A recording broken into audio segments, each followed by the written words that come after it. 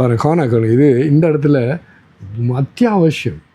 நம்ம எவ்வளோ தூரம் நம்மளோட இந்த ஆத்மீயம் நான் சாதகர், நான் கடவுளை வேணும், ஞானம் அடையணும், பக்தி வேணும் சொல்கிறோமே ஒழிய அதுக்கு நீங்கள் சொன்ன மாதிரி அதுகிட்ட உங்களோட ஐடென்டிட்டி ரைட்டு, ஆனால் அதுக்குரிய வழியை நீ கடைப்பிடிக்கவில்லை.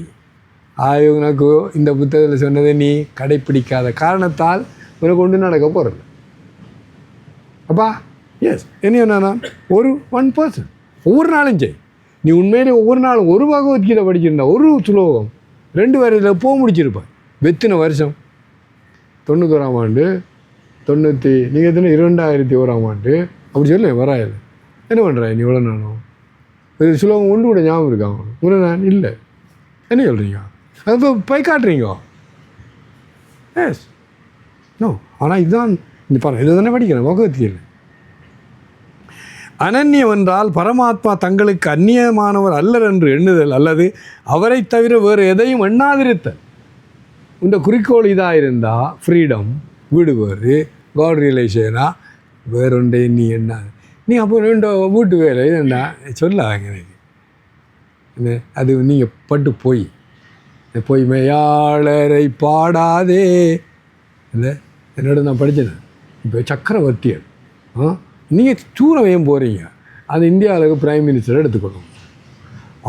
ஒவ்வொரு நாளும் அவர யோகாசனம் இது படிக்கிறது, தியானம் எல்லாம் செய்கிறார். அந்த உலகம் முழுக்க சொல்லி பாருங்க 140 கோடியிலேருந்து குறைஞ்சது 40 லட்சம் லிட்டர் வரும். அதில் முக்கியமான அவனுக்கு விடையும் செய்து கொண்டு வரும். எப்படி முடியும்? நீங்கள் பிளஃபர்ஸ், சோம்பேறிகள். எஸ் ஆமாண்ணா, எஸ் பண்ணி சோம்பேறிகள். நோ, ஏனெண்டா ஏன் சொல்கிறீங்க? அவருக்கு நல்லா தெரியும் இந்த இதெல்லாம் நாளை போயிடும். ஆனால் நீங்கள் சொன்ன சிஸ்டம் கண்டினியூஸ்.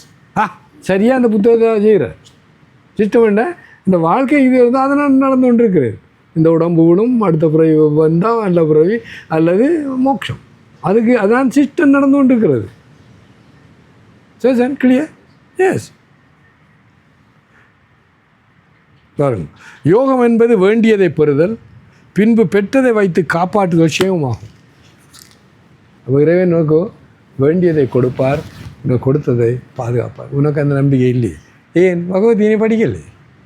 அந்த மணியை படித்து என்ன டைரக்ட் ஃபோன் கால் இருக்குது, நம்ம கடவுளோட ஃபோன் கால் என்ன இருக்குது சுவாமிஜி, அதெல்லாம் நான் மேனேஜ் பண்ணி அவர்கிட்ட சொல்லி விட்றேன், எல்லாம் காரியம் பார்த்து கொண்டார். யோகக்ஷேமம் மாமியகம் இதை தான் நான் இந்தியாவுக்கு போகும் முதல் இந்த சுலோகத்தை படித்து போட்டு அது இன்கொஸ்ட் கோடில் அவர்கிட்ட சொன்னேன்.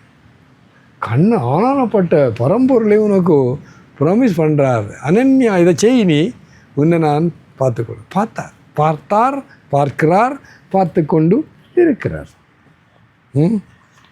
டோன்ட் பிரேக் த செயின் படிச்சிட்டோம். ஓகேயா? நம பார்வதி பதே ஹர ஹர மகாதேவ். ஹரியோம். திரும்பவும் வருவோம். இது மகேசனையா, தேங்க்யூ.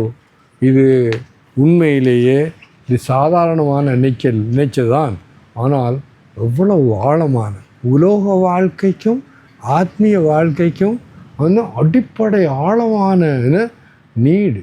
முதல்ல உனக்கு என்ன ஒன்றதை கண்டுபிடி, அது டார்கெட்டாக இருக்கும், உனக்கு ஒப்ஜெக்டாக இருக்கும், இல்லை அது தெளிவாக இருக்கட்டும், நெட்டுப்பில் இருக்குமா இருக்கணும் உனக்கு. அது இப்போ என்னோட கேட்டீங்கன்னா இப்போ நான் சொன்னேன் உதாரணம் 2 பேரை எடுத்தேன். ஒரு பிள்ளை இன்ஜினியர், நிச்சயமாக இன்ஜினியர் வருவார், மற்ற டாக்டர்னு சொல்லக்குள்ளே நான் ஏன் நோ அடைய முடியாது. அப்போ அதை தெளிவாக்கிட்டு கண்டுபிடிங்க. 1% ஒரு நாளைக்கு நான் ஒரு சுலபம்னு சொன்ன மாதிரி 2 நிமிஷம் ஒரு புத்தகம். இப்போ அன்றைக்கு மானார் வந்து இந்த புத்தகத்தில் கவரெல்லாம் ஃபோட்டோ எடுத்துகிட்டு வந்து இருந்தார். இப்போ நான் திரும்ப நான் சொன்ன மாதிரி இப்போ எடுத்துகிட்டே இல்லையா, 5 பக்கம் இருந்து படி, இல்லை எப்போல்லாம் நீ வாரையோ 5 பக்கம் படி இந்த புத்தகத்தை. என்ன நடக்கும்? புத்தகம் படித்து படிப்பேன்.